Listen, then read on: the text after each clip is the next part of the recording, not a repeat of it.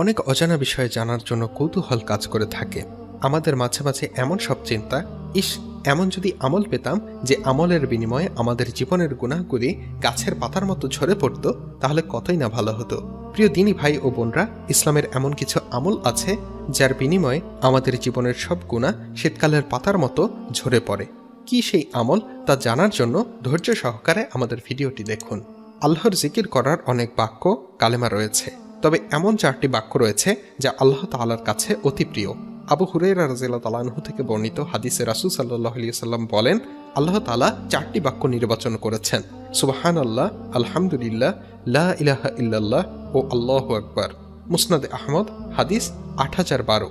এই 4টি বাক্যের মাধ্যমে আমরা আল্লাহ তাআলার পবিত্রতা বর্ণনা করি, তার প্রশংসা করি, তার একত্ববাদের স্বীকারোক্তি দেই এবং তার বরত্ব বর্ণনা করি। এই 4টি বাক্য মানুষের গুনাহগুলো ঝরিয়ে দেয়, যেমন শীতকালে গাছের পাতা ঝরে যায়।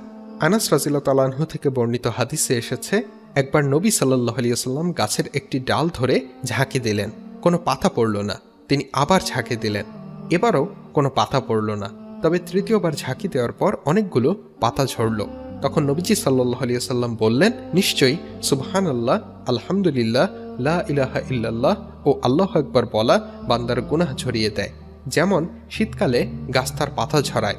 মুসনাদে আহমদ, হাদিস 12534। বিভিন্ন ব্যস্ততার কারণে নিয়মিত নফল ইবাদত করা অনেকের পক্ষে হয়তো সম্ভব হয় না, কিন্তু যে কোনো জায়গায় যে কোনো মুহূর্তে আল্লাহর প্রশংসায় তার জিকির করা অনেক সহজ। কোনো সময় ক্ষেপণ হয় না, কাজেও ব্যাঘাত সৃষ্টি হয় না।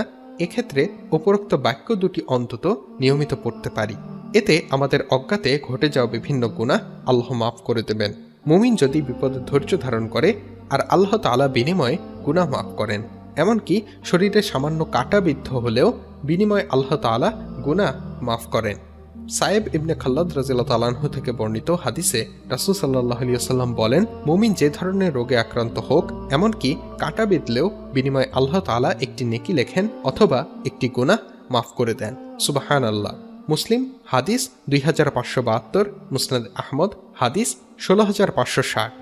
শাদ্দাদ ইবনে আউস রাদিয়াল্লাহু তাআলা আনহু ও সুনাবিহি রাদিয়াল্লাহু তাআলা আনহু এক অসুস্থ ব্যক্তিকে দেখতে গিয়ে জিজ্ঞেস করলেন, কেমন আছেন? তিনি উত্তরে আল্লাহর শুকরিয়া আদায় করে বললেন, আল্লাহর নিয়ামতের মধ্যে আছি। তা শুনে শাদ্দাদ রাদিয়াল্লাহু তাআলা আনহু বললেন, তুমি গুনাহের কাফফারা ও পাপ মোচনের সুসংবাদ গ্রহণ করো, কারণ আমি রাসূল সাল্লাল্লাহু আলাইহি ওয়াসাল্লামকে বলতে শুনেছি, আল্লাহ তাআলা বলেন, আমি যখন আমার কোনো মুমিন বান্দাকে বিপদে আক্রান্ত করি আর এ অবস্থায় সে আমার প্রশংসা করে, তখন সে রোগের বিছানা থেকে সেদিনের মতো পাপমুক্ত হয়ে ওঠে যেদিন তার মা তাকে জন্ম দিয়েছিল। সুবহানাল্লাহ। এবং আল্লাহ ফেরেশতাদের বলেন, আমি আমার বান্দাকে আমল থেকে বিরত রেখেছি এবং পরীক্ষায় ফেলেছি, সুতরাং সে সুস্থ অবস্থায় যে নেক আমল করত, এ অসুস্থ অবস্থায়ও সে নেক আমলের সওয়াব লিখতে থাকো। আল্লাহ আমাদের বেশি বেশি আমল করার তৌফিক দান করুন, আমিন। ভিডিওটির কমেন্ট বক্সে দোয়া করে সবাই লিখি আমিন। আমাদের ভিডিওটি ভালো লাগলে একটি লাইক দিন এবং বেশি বেশি শেয়ার করুন। আপনার একটি শেয়ারের মাধ্যমে অসংখ্য মানুষ এই 4টি আমল সম্পর্কে জানতে পারবে এবং আমল করবে, যার নাকি আপনিও পাবেন ইনশাআল্লাহ। আমাদের চ্যানেলে নতুন হলে অবশ্যই সাবস্ক্রাইব করতে ভুলবেন না। ইসলামের আরও এমন অজানা তথ্য নিয়ে নতুন ভিডিও পেতে আমাদের সাথেই থাকুন। আল্লাহ হাফেজ।